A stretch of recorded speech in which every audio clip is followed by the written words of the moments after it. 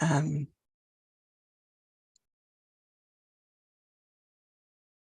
okay, yeah. Good afternoon from the Hello. UK. Mm-hmm.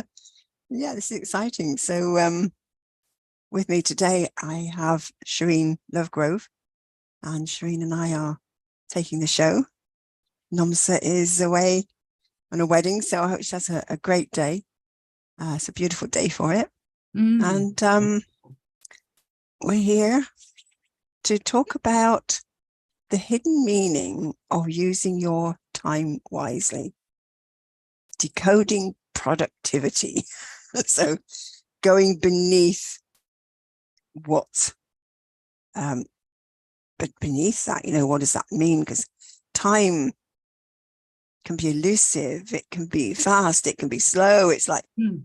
it's this really bizarre concept that we have, or construct that we've made. And so, if you sort of wonder what actually lies beneath it.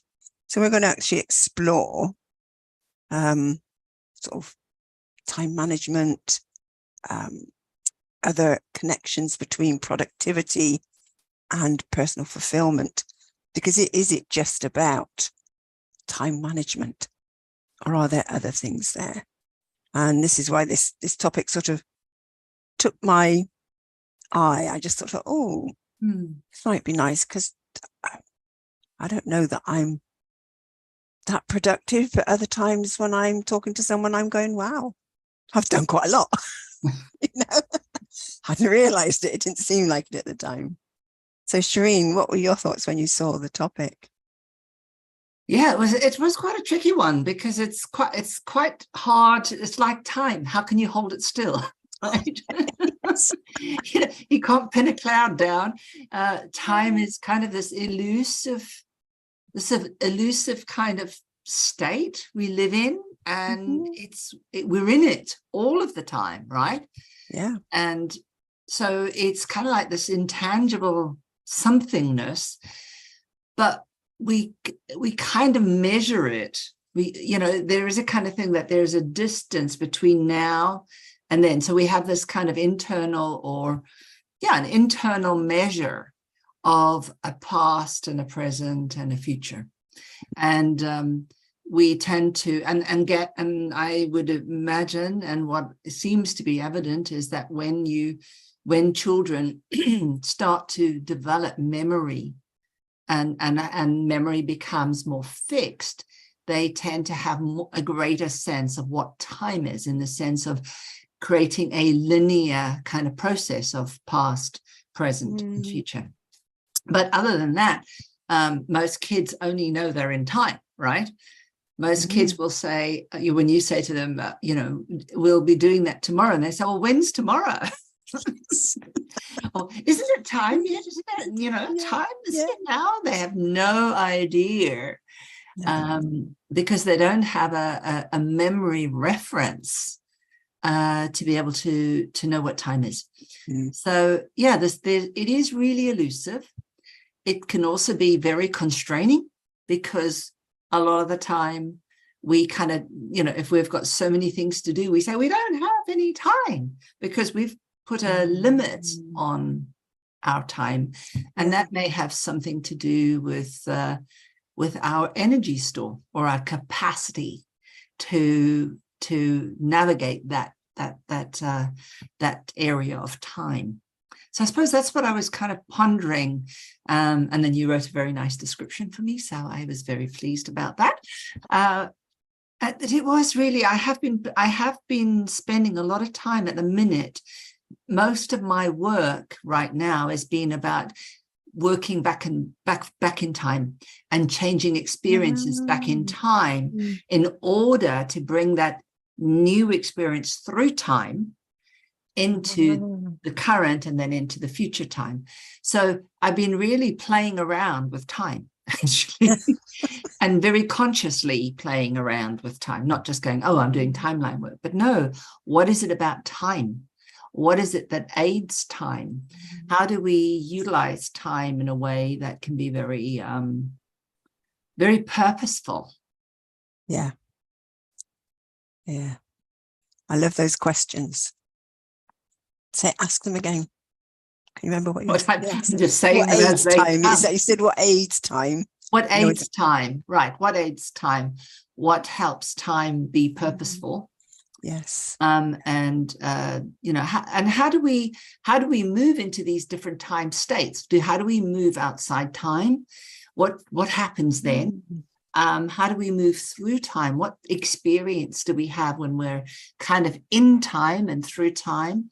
And what's the experience when we feel that we're outside? Well, one is outside, one's through, and one's in time. So these kinds of experiences, what's the kind of real experience that we have, and how do we utilize that? How do we utilize, because everything on this planet is about utilization at the end of the day, right? Yes, there's expansion of our soul, but we need to know how to utilize the gifts that we've been given, right? Yeah. Otherwise the soul won't evolve and the soul won't develop. So yeah. So I guess that's what I've been. So yeah, that was it. Was it your title that you kind of? Yeah. Well, I sort of used ChatGPT to sort of give me some titles. I put in the topic with a few areas, and then to give me some titles. And this title just went ting. I thought, oh, I like that.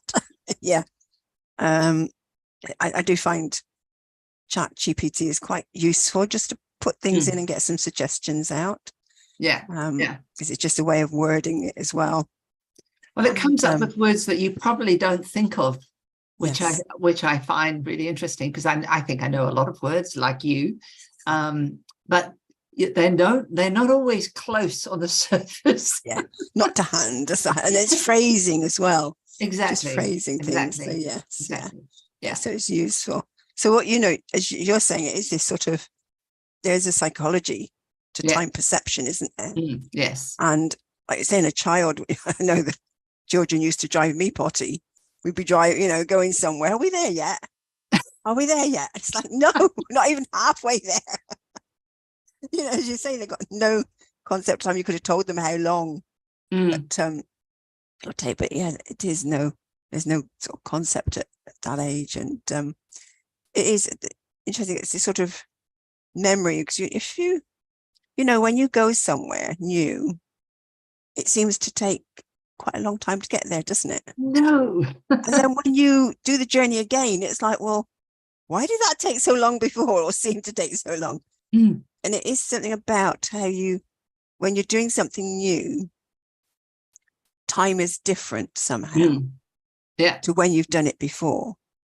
And whether you are quicker, but you can't be driving any quicker than you were before. So it's the same distance. So in that respect, it isn't about you doing something quicker necessarily, or slower, or that. It's a perception, very much a perception of time. So as you were saying, there is a sort of, I think, reliant on our memories as well. And if we've done something in the past and it's perceived quite a long time, we'll go, oh, it took a long time. I don't know if I want to do that again. Yeah. But actually, when you do it, it's like, oh, really?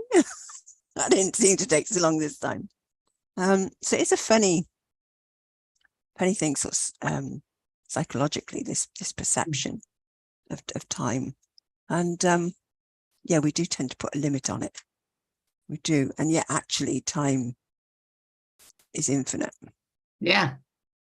It is infinite, but it is also finite in its infiniteness, because once it's happened, it's happened. You can't reclaim it. Like money, you spend money, you can earn some more money, replace it. Time you cannot replace. Once it's been gone, it's gone. Yeah. So yeah, really quite bizarre. So sometimes, just sort of what we could do in terms of with our perception of time, when a task perhaps feels it's big or it's going to take too long, just break it up into smaller chunks. Smaller blocks that maybe seem a little bit more manageable.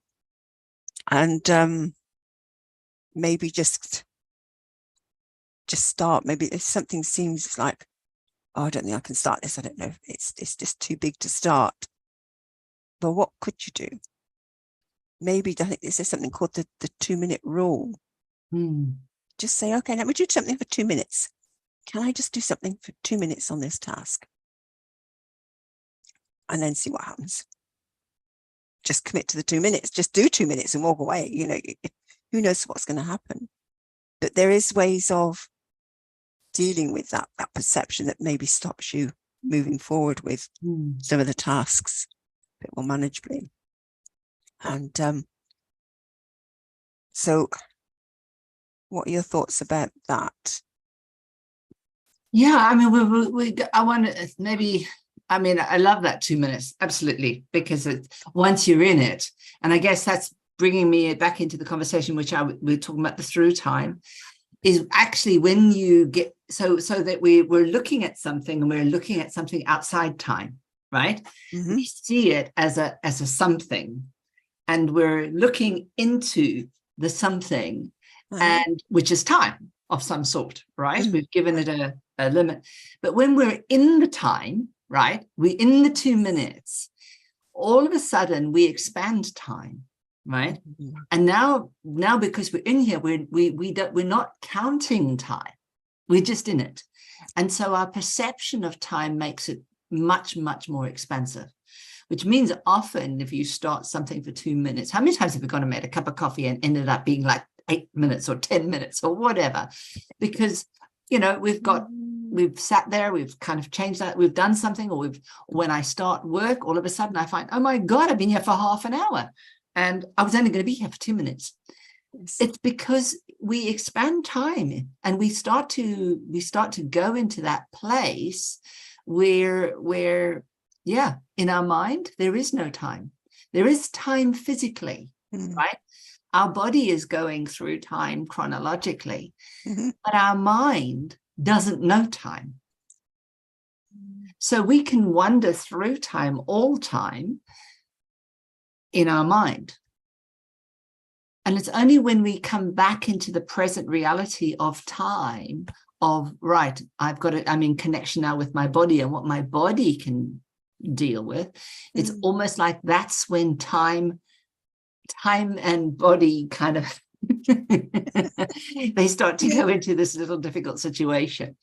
So it's a really curious thing, and I think that's what's I think as we're talking, that's what I think is kind of what's happening when I'm sort of kind of stepping back and thinking, oh yeah, that's for me, that's kind of maybe not for someone else, but for me it feels like that's what we're doing when we're in it. And we're moving through time, then it's time just disappears. So when you talked about the car, I think when you're looking to get to somewhere, you're looking, you're focusing, you're looking, and that all takes energy. And that all takes, we're excited and we want to get there, and, you know, and we're waiting and we're waiting and we're waiting. Once we've got there, we've got the reward, we're where we are.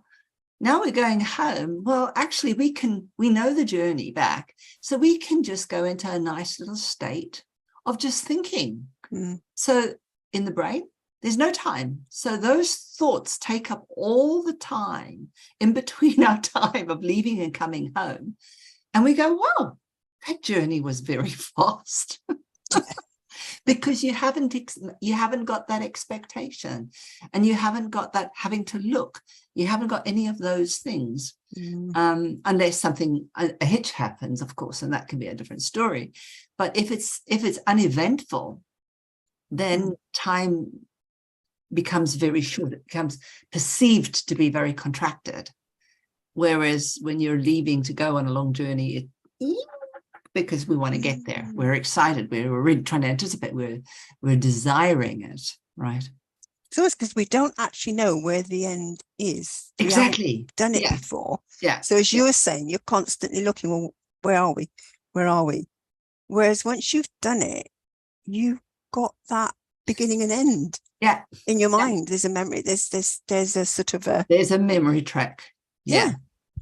And so you stop looking for, well, where am I going to be there? It's just like I think maybe you're more in the moment of just driving because you know where you are and you're not constantly looking for, you know, the destination. So maybe there's something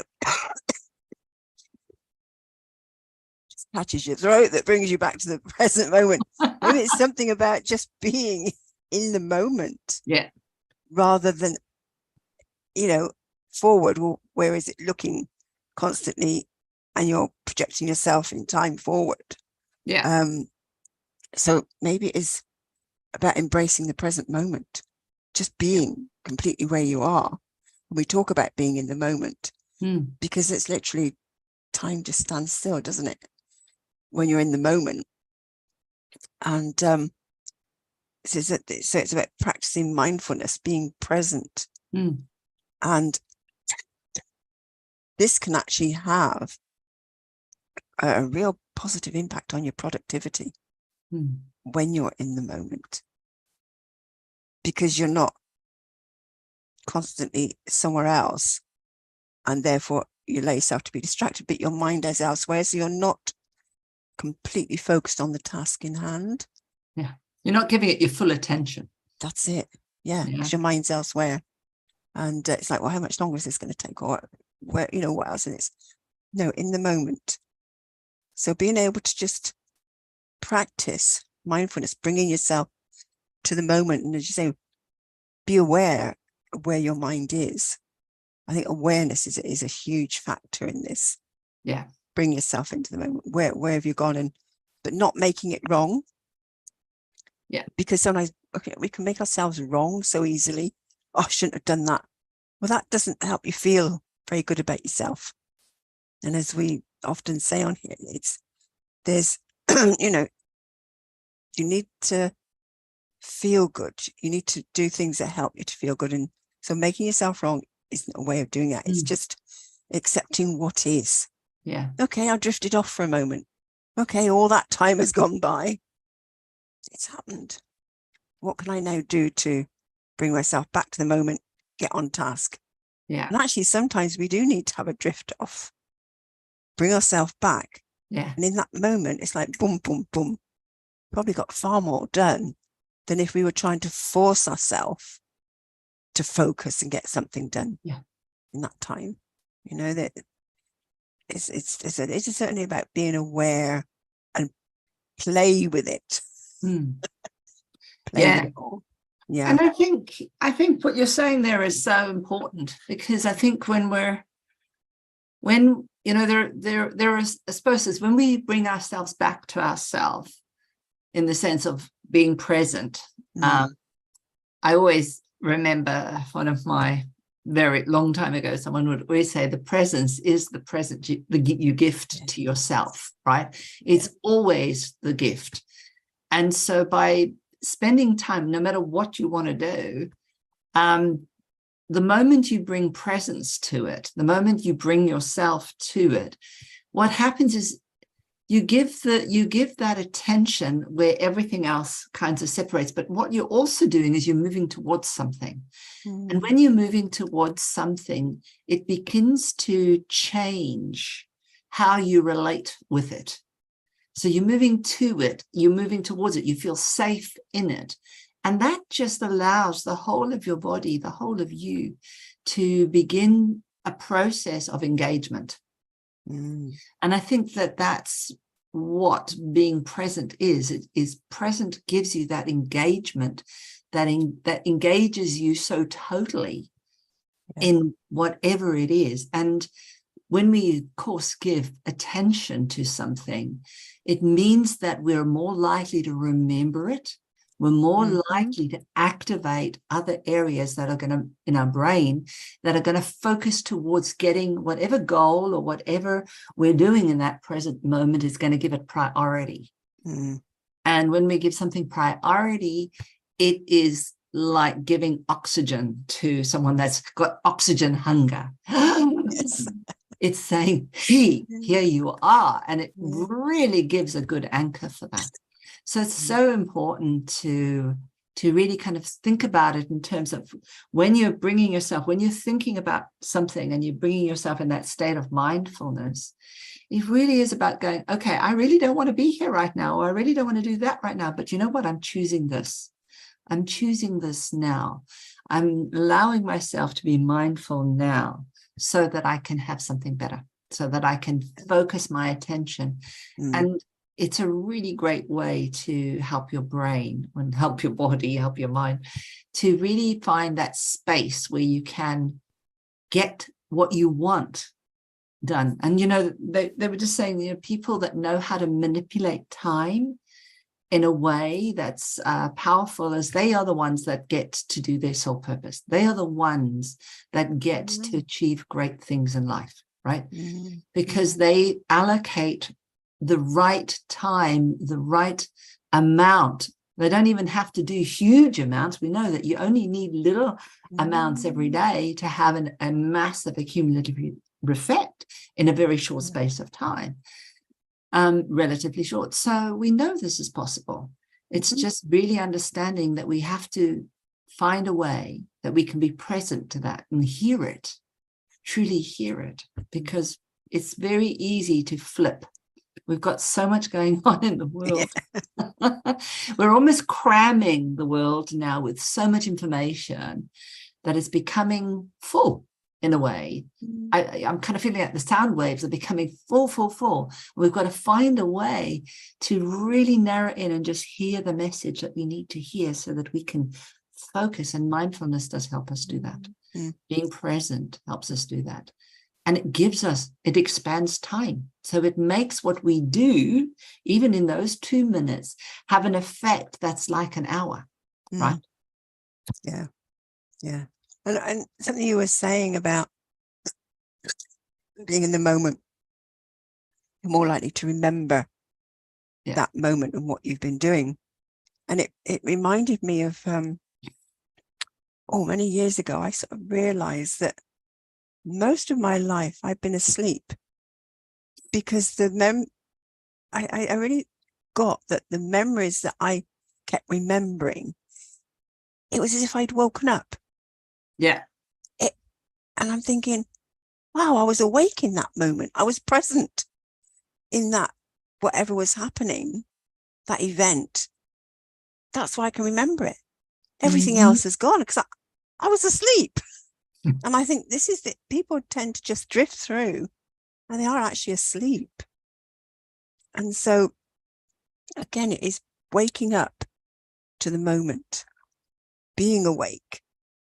And whatever the experience is that you're experiencing, is being present to it and being able to be present to it, whether it is a joyful occasion, or even if it's a sad occasion or something that's a bit scary. It's just being able to be present to those emotions and being able to work with them. Yeah. And that's what helps you to then remember, be with it, work through it. And also it helps with overcoming procrastination, because procrastination is something you said about, I didn't want to do this. So this, I don't want to do this, but what actually stops you wanting to do it? And there's a lot of things that could be there. There could be fear. There could be this whole concept of, oh God, this is going to take a long time. Because it took me a long time before, or you've heard someone say it's taken a long time, or it seemed a really difficult task to do, that you put it off. But it's being able to face it, be in the moment, and take those steps to just, okay, let's just try out that 2-minute rule again. Just start it. But if there's an emotion there, there's a fear, it's actually about working with that fear. Because if you can face fear in the eye and look at it, it actually would disappear. But that's the hardest thing, is being able to look it in the eye. To actually really see, what is it about? Is it true?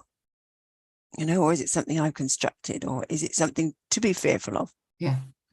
And that realization, well, actually, it's a memory. It's a memory. it isn't real anymore. It's what happened. But we bring it into the present, fearing that it's going to happen again. Yeah. You don't know whether it's going to happen again. What will help you for it not to happen is to be present. Well, what actually happened in that moment in the past? Yeah. Had you be fearful? What resources would have been useful at that time? Yes. And then give it to that younger you so that you can actually transform that memory. Yes. You Absolutely. know, and bring yourself into the present so that then procrastination would just go. And I have got a phrase called play with procrastination. And it literally is just, it's play with it. It's observing it. It's being aware of it. What's happening? What are you doing? What is it you want to do? And then you find yourself, what is it you're drawn to do that puts off that other task? Play around with it.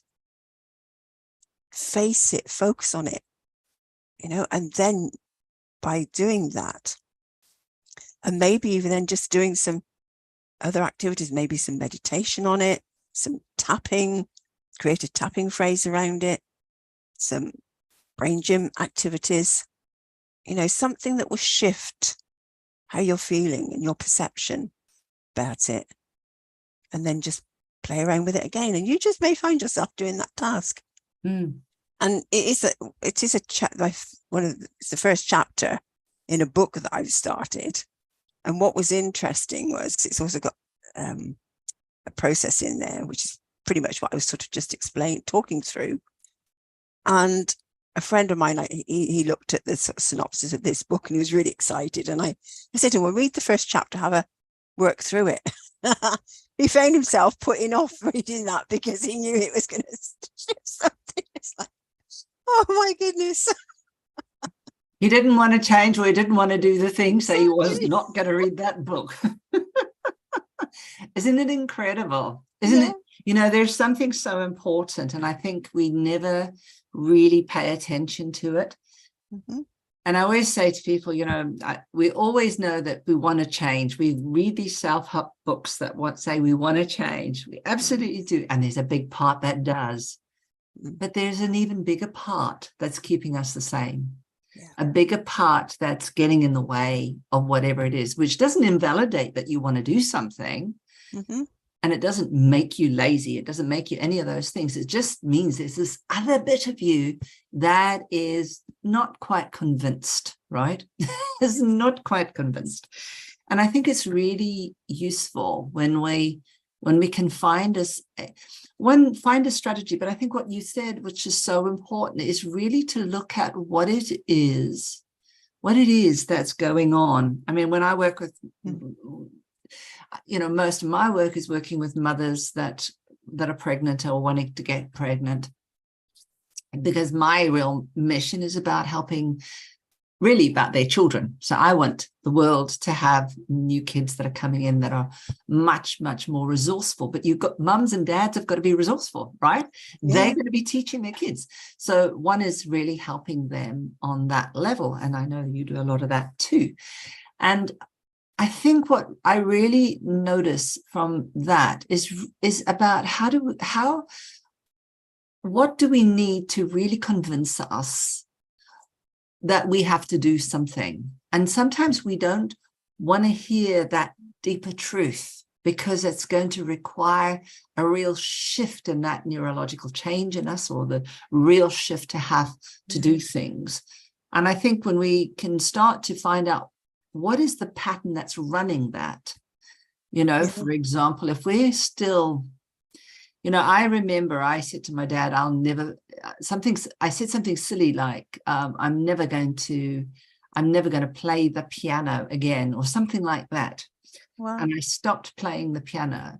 And I was about 12, 13, because I was really so angry with him. And talk about a child making a decision. And I was really good at it, but and people were wanting me to carry on with it. I don't. And it was really something that I realized that I was spending so much time later on just to spite my father, right? Mm-hmm. So although there were things that I might have wanted to do, and even if I had wanted to go and do that, I still had this pattern of needing to spite my father. Yeah. Wow. And until I went back and was able to look at it in the bigger picture, like realize, well, there's a bit of my contribution in here, right? What am I responsible for in this fight that went on? And the decision I made, was it the wisest decision? No, it's really done something which limited something in my life. And I think once I had kind of picked that up and realized such an important aspect, which was, where we look to see what's the part that is stopping us, what is the pattern? And often it's something that where you kind of say, I would rather be doing this than that. Yeah. And I think that's a really useful kind of thing to put in place. Like I would rather, the statement I came up with is I'd rather punish my father than go and enjoy myself and play the piano. I would rather punish him. Not that it really punished him, but I was still running the punishing behavior. So all of us do little things like that. Yeah. And it's useful to notice where do we do this? And this is just a pattern that's running underneath, right? Often what happens when people are in relationships, this is a big one. Other relationships, this is a big one. I'd rather keep my pride than, and that's a big one. I'd rather keep my pride, my self-respect, than go and say I'm sorry. Yeah, I mean that's a big one in a lot of things. So it's about really looking at that and just kind of, is that really what you need? If you want to meditate or something like that, it's about also checking, do you really want to stay in bed when you could get up and have a few extra, another half an hour that would really make your day better, right? So it's really getting to the truth of that matter so that someone gets a real feeling for it. Then they're in the moment. They hear it. They're awake, as you said. They're now awake to the story that they're running. And then we've got choice, right? Yep. And even if we don't change it there and then, that we've still triggered it, right? And so we find that later on there's a gentle unease, and that part of us is working now. It's working underneath. It's working. Then all of a sudden you come to a place where it's going, okay, I think I'll do that now. That's right. Yeah, and there's no effort. And then there's no effort. It just happens. It's beautiful. Yeah. But you've got to get to that point, isn't it? And I think then, and that's where you can do that reframing with that, certainly reframing it with the inner child, helping the inner child recognize, and also coaching that inner child to do things in a very, very different way. Yeah. And it does transform the memory. Yeah, definitely. It doesn't change the event. No. But it does change the memory trace, the energy trace. Yeah. And it is, because it's our perception at the time that we're holding on to. Yes. What happened is what happened. Yeah. But it was your interpretation, it's your experience, because someone else at this very same event will have a completely different set of what happened and experience of the whole event and how they perceive it. Yeah, exactly. So it's just your perception, and if you can change that, again, it changes everything. And you say it enables you to then move on, because actually at the end of the day, you weren't hurting your father. No, you weren't actually punishing him. You are punishing yourself big time. Exactly. And that's the joke of it all, that people don't realize that they're actually punishing them and hurting themselves. And the anger that they're holding inside, that it's actually detrimental to your own well-being. Yeah. And I remember hearing a story somewhere where someone had gone and had a conversation with somebody they'd been angry with or something, and actually that person couldn't even remember anything about it. It's sort of been and gone, so they weren't impacted by it. But this other person that was holding on to it, been angry all this time, it's like, the other person just had gone off. It wasn't there for them, you know. So this is what you need to have a look at. And so yes, this exploration of seeing what is actually going on. And again, it's that being present, isn't it, to what are you doing, what are you saying, how are you feeling in the moment. Again, helps us with our management of our time. Yeah. And I want to just really, something you said there, so powerful. It is so powerful. Anyone is, a lot of people forget, right? A lot of people, if it isn't really part of their lesson, or they have learned to drop something, try and remember that when you do go back and speak to them, they may not remember. And it may not be that they are being selfish or that they're being whatever. They may be. I'm not saying that that's not always true, but they may genuinely not remember. Yeah. Right. And it may require a lot, maybe quite a bit of prodding and saying, well, okay, get around there. But it's really going to be important, because it can be so hard when you have been so deeply hurt and somebody doesn't remember and they're invalidating your experience. That is really hard.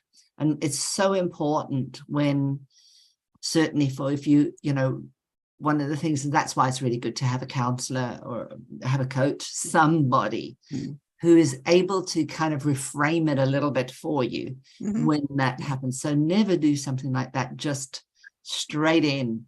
You really need support there. And I think it's important, because and it is a real fact. People forget, right? People do forget. Because they perhaps wasn't important to them at the time. Exactly. Either. They may not think, oh, you know, and I know personally with all my stuff with my mum, I said, well, you know, I didn't remember that. And I'm going, I remember it very well. And it hurt me because she didn't remember. So she wasn't going to apologize for something she couldn't remember. You know, not her. I would have immediately said, if it was somebody, I would have said, you know what, if that was the case, I'm really sorry. I would have said that straight away. I don't remember, but I am sorry that this obviously caused you pain, and I will take responsibility for that. But of course, people may not be willing to do that. Yes. But it's really important, so that for your well-being, if you're going to do that, to really understand that, you know, it's not, they really genuinely may not remember. So thank you. I just wanted, I know I interrupted you, but I think it's so important we remember that, because that causes so much pain, especially when people have been traumatized. And they're trying to confront that person. That's right. And as you said, it's important to have support, professional support, to be able to do that, because or have somebody, if you have attempted it yourself and it's fallen a bit wonky, you know, hasn't quite gone, and you wanted to reach out and ask for professional support to be able to manage it, to be able to reframe it, to be able to heal or move forward and put it in, give it some other perspective, and or even not so much try again. I don't like that phrase, but work with it in some way so that it does, you're able to let it go and move on, and you're not held in that time and space, because that's what's happening. There's a part of you that's held in a time and space, and it can't move on. And well, it's interesting, and you may or may not be aware, but in our hippocampus, which is our memory part of our brain, there are something called place cells, and these place cells are where we locate memory events. So when we have a memory in past time, what happens is the place cell is still sitting in the present time, and there hasn't been a space between it actually happening. So we often feel like an event is real right now when it happened back then. And so there are ways in which you can start to develop and use, or a lot of the therapeutic tools that we do actually do this, but we're now realizing why they work. And I think it's really important to say, yes, there are these areas in the brain that do this. And so when we start to go internal and we start to check things out, we're actually starting to tease it out. So those neurons active, we're literally doing that. We're pushing the memory from the past that's now in the present to the past. Yeah. We're filling the gap now with more neurology. So there's a space, right? So it makes perfect sense, right? Yeah, yeah. So Absolutely. we're not, it's not that we're talking about something that's rubbish now. We're actually really talking about something that really physically happens. So I love it when that happens. I love it that science now is giving us the evidence to show that that is what happens. Because when we don't know, we just feel it. And when people tell us, it's hard to believe. But when we can see it now physically, because we can actually do things in the brain, we have this thing. Yeah. So it's so powerful when I hear you talking now, in the sense I can fit it in there, and the way you're talking is actually really the language that's required to make this teasing out happen. Yeah. I like that teasing out. It's like, You can. And then it just I'm going to put this memory over here, and I'm going to keep this one over here because it's me in the present, and that's me in the past. It's literally moving it. Yeah, beautiful. Yeah. Wow. So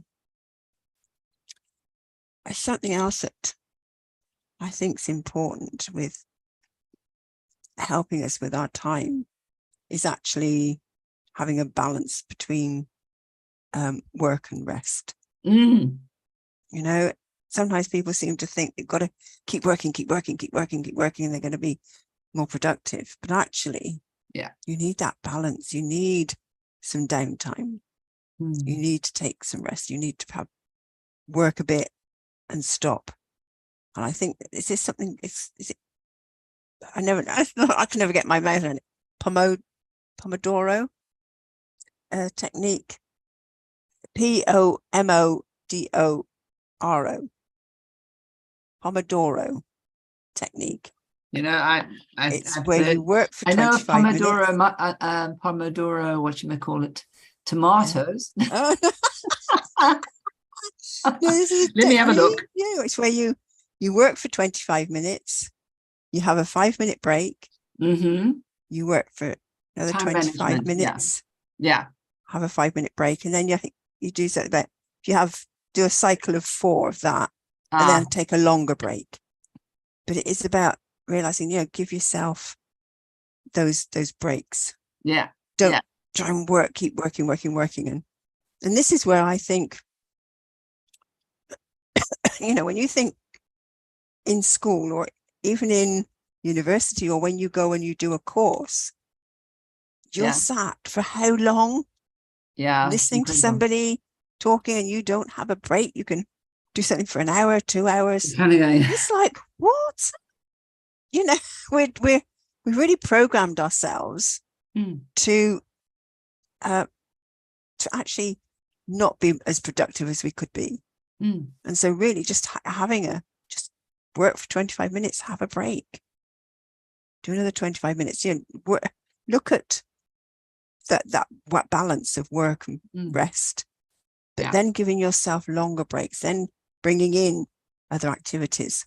I love bringing in play, playing a game. When I'm like last Saturday, I was with a friend. We're doing some work. We met up in the city. There's this lovely hotel. It's got a lovely workspace in the reception area. And you can park ourselves there for the day, And we set ourselves up. We were working, and we got to a point where we got a bit stuck. So we got out a jigsaw puzzle, and we were playing with that. And then I like to play around with the metaphors of the words that we're saying, what's coming up. And we were doing that. And then we did some other activities, did some tapping or some meditation. And we listened to some meditation music. And then we went back to the jigsaw puzzle, and all of a sudden it's like, boom, boom, boom. We were fully focused, got it done, got back to what we were attempting to do, and literally fully focused, boom, boom, boom, boom, boom. The power of play is what I love advocating. If you can play, you can bring that in, that break. I got far more done. And it didn't just stop that day. It went on to the next day, you know, as well. Yeah. And I just achieved something that I've been putting off for a very long time. And I'm talking about a few years, you know, because Well in my done. head, it just got this arduous task that I can't do this. And all of a sudden I'm going, wow, focus, focus, focus, boom, boom, boom. And I got into a rhythm. Boom, do that, do that, do that, do that. And before I knew it, it was done. And I'm going, wow, that didn't actually take that long. But before all these years, it's felt like it's been a task that it's going to take me forever. Yeah. Yeah. You know, so bringing in play, bringing in a break, bringing in something that just shifts the energy for a bit and then go back to it. Yeah. But again, it was playing with what was presenting as well. Yeah, and I think it's so important. And I think what you're saying there is what is the mechanism? What's happening between those two states? One's a very functioning, high activity state, and the other is a state that's more kind of creative. It's more downtime. It's more in this kind of sea time, right? Mm-hmm. And both of those states have something. Our high energy states are often the states where we're really focusing attention, all we're doing. And the others are the sea states, which I call, it's like dumping it into this place where things can start to work in the backstream, right? Because we have what we would call a parallel system. So we have where we look in serial, which is very similar to a beta kind of system in the brain. Right. The serial or parallel system that we have is using all these other processes going at different times. And I think that's what happens when you play. You're going into this other system where everything is going on. And you really do have access in that moment to this bigger brain. Because when we're in that very focused brain, we're actually very limited on a lot of ways because we've narrowed in, right? Yeah. And the play is because you're doing a jigsaw and you're doing metaphor, you're kind of letting all the other parts of your brain work. Yeah, it's exciting. Yeah, and that just gives it a much better.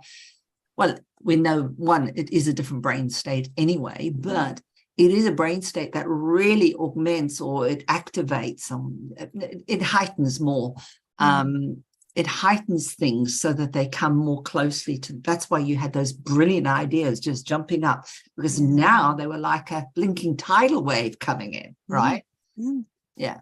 There was nothing stopping them. They were just flowing. It was just. But what was important is you noticed. What was important is you noticed you were feeling a little bit stuck. Yes. What was really important is that you made that decision to go and play then, right? Yes. Yeah. And you trusted that the play was going to do something.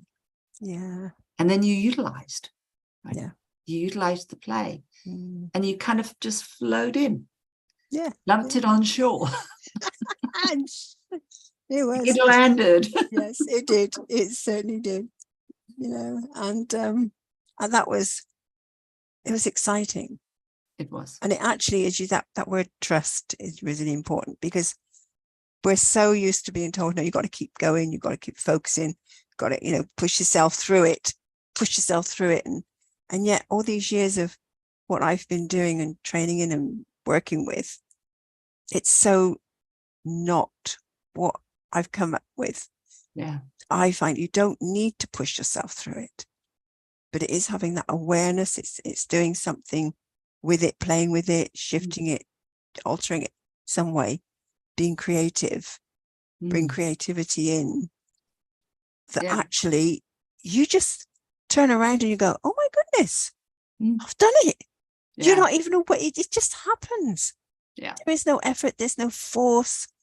So I'm not with this concept at all, or teaching or philosophy anymore. If you've got to push yourself, knuckle down, you've got to, you know, that actually causes so much stress to your body. And that's where you probably have these memories of, oh God, it's an effort. It's going to take me a long time.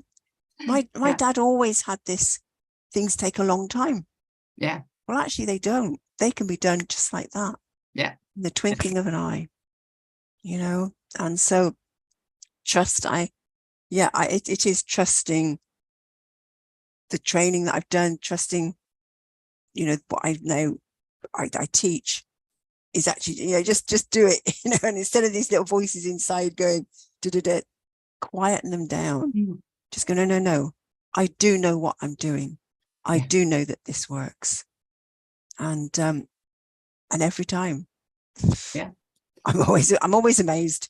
I And know. I keep saying, please keep amazing me, because And the amazing thing is, the more you use your brain that way, the more it comes up with those solutions, because it knows it's been given a directive. You've given it a directive. You say, okay, I'm giving you time to play. Go and find these things for me, because I'm going to play, and I'm not going to interrupt you because I'm playing, right?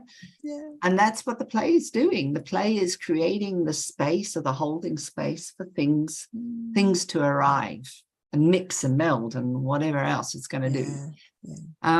I am aware that I'm going to have to go. Yes, I was just going to say, you know, thank you, Shireen. Perhaps you just like to, you know, let our audience know where they can, you know, what you do, where they can find you, and just one last bit of advice.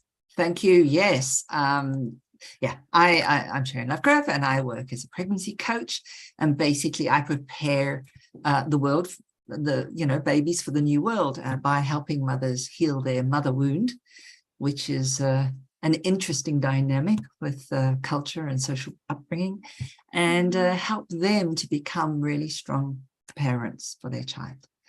So that's what I do, and we've been talking about wonderful stuff today, which is part of the work that we all do, both you and I, Caroline. But I'll leave you with a quote: is, if you want to live your life and work to be meaningful, then focus on the things that matter most, and spend your time, efforts, and resources on those things that are meaningful. So if you spend your time on what is meaningful, then you're always going to have the results, whatever it is. So if you decide you're going to be present in the moment, it's meaningful, it will give you the results you want. If you do play, it becomes meaningful, and play then creates that. Anyway, that's Andrei Sergeyev. I saw that Russia now has gone to the moon, so I thought it's appropriate. Yeah, beautiful. Anyway, I'm going to wander off, and thank you so much, Carol Ann, for thank having you me on, and thank you everybody for listening, and have a great weekend. Okay, thanks. I'll sign off in a minute, you know. But, yeah, I'll go out. Okay. Okay, lovely. Thanks, Shireen. Okay. Bye-bye.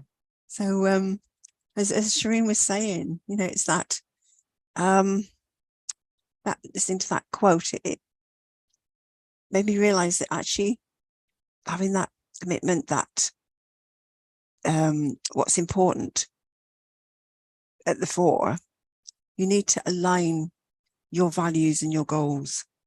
What are your values? What's important for you? What is it that you're working towards? Do they match up? Are they in alignment? So do it. Go through your values. What's important? Just ask yourself that question. What's important to me? What else is important? What else is important? Create this long list, and then perhaps put them in order. What's the top one that's most important? And then look at your goals. Set out, you know, what is it you want to achieve, and how can you bring them together in alignment? And that will help to then inform your actions on a daily basis. So each morning, spend a bit of time just reflecting on what's important to you and what is your goal.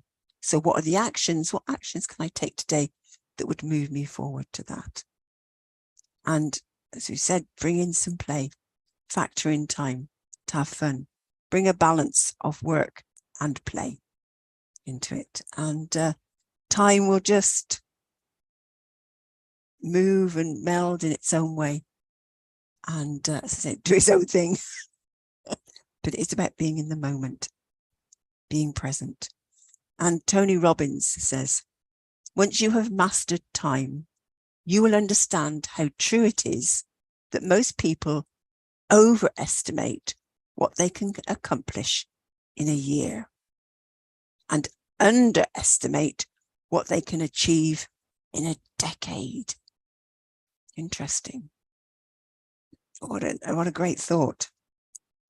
And as Thomas Edison says, time is really the only capital that any human being has, and the only thing he can't afford to lose.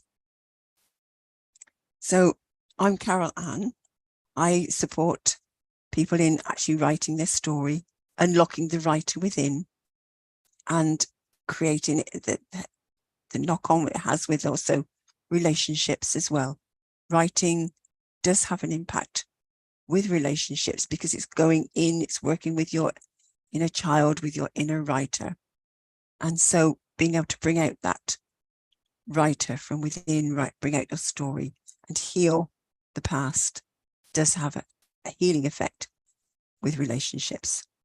And you can find me on Facebook, LinkedIn, I'm on Instagram, and I do have a Facebook group called Get Your Book Written. So if you got a story to write that's in there, that message, that heart-centered message that's still wanting to come out, then do get in touch.